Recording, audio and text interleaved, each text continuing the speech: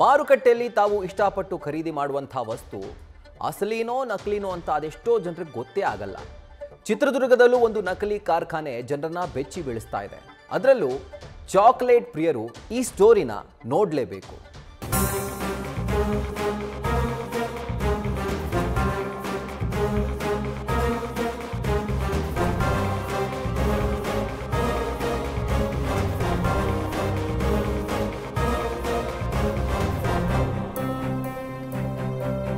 ನೋಡ್ತಿದ್ರೆ ಬಾಯಲ್ಲಿ ನೀರು ಸುರಿಸುವ ಚಾಕ್ಲೇಟ್, ನೂರಾರು ಬಕೆಟ್ಗಳಲ್ಲಿ ತುಂಬಿರುವ ಕಚ್ಚಾ ವಸ್ತು, ಪ್ಯಾಕ್ ಆಗಿ ಇನ್ನೇನು ಮಾರುಕಟ್ಟೆಗೆ ಲಗ್ಗೆ ಇಡೋಕೆ ರೆಡಿಯಾಗಿರೋ ಚಾಕ್ಲೇಟ್ಸ್.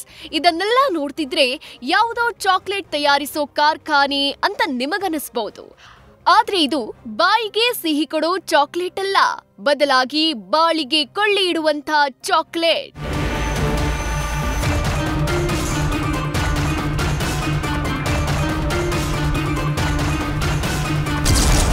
ಚಿತ್ರದುರ್ಗದಲ್ಲಿ ನಕಲಿ ಚಾಕ್ಲೇಟ್ಗಳ ಉತ್ಪಾದನಾ ಜಾಲ ಪತ್ತೆ.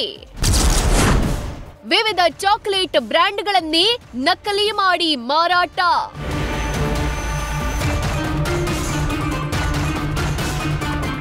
ಇಲ್ಲಿ ಹೀಗೆ ಕಾಣ್ತಿರೋ ಚಾಕ್ಲೇಟ್ಗಳೆಲ್ಲ ಅಸಲಿಯಲ್ಲ, 100% ನಕಲಿ. ಚಿತ್ರದುರ್ಗದಲ್ಲಿ ನಕಲಿ ಚಾಕ್ಲೇಟ್ಗಳ ಉತ್ಪಾದನಾ ಜಾಲ ಪತ್ತೆಯಾಗಿದೆ. ವಿವಿಧ ಚಾಕ್ಲೇಟ್ ಬ್ರ್ಯಾಂಡ್ಗಳನ್ನೇ ನಕಲಿ ಮಾಡಿ ಮಾರಾಟ ಮಾಡಲಾಗ್ತಿದೆ.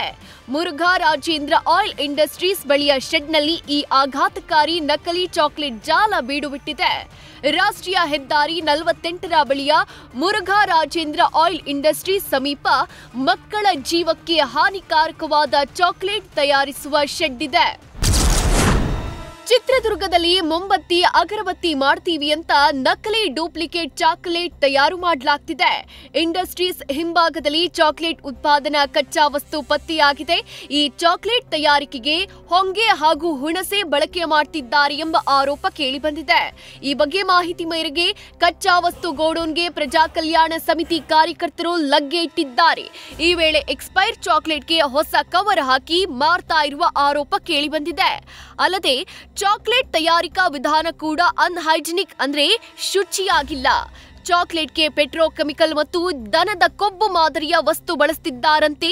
ಇಂಥ ಚಾಕ್ಲೇಟ್ ತಿಂದ್ರೆ ಮಕ್ಕಳಿಗೆ ಕ್ಯಾನ್ಸರ್ ಬರೋದು ಗ್ಯಾರಂಟಿ ಅಂತ ಸಮಿತಿಯ ಕಾರ್ಯಕರ್ತರು ಆಕ್ರೋಶ ವ್ಯಕ್ತಪಡಿಸಿದ್ದಾರೆ.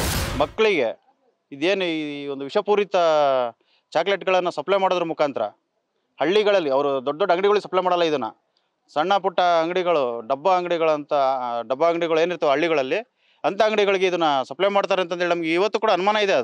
ಅದು ಅಧಿಕಾರಿಗಳು ಅದನ್ನು ಸರಿಯಾದ ರೀತಿಯಲ್ಲಿ ತನಿಖೆ ಮಾಡಿ ಪರಿಶೀಲನೆ ಮಾಡಿ ಅವರು ಈ ಕಂಪ್ನಿ ಮೇಲೆ ಕ್ರಮ ಕೈಗೊಳ್ಳಬೇಕಂತಂದೇಳಿ ಈ ಮೂಲಕ ನಾನು ನಮ್ಮ ಸಮಿತಿ ಪರವಾಗಿ ನಾವು ಮನವಿ ಮಾಡ್ಕೊಳ್ತಾ ಇದ್ದೀನಿ.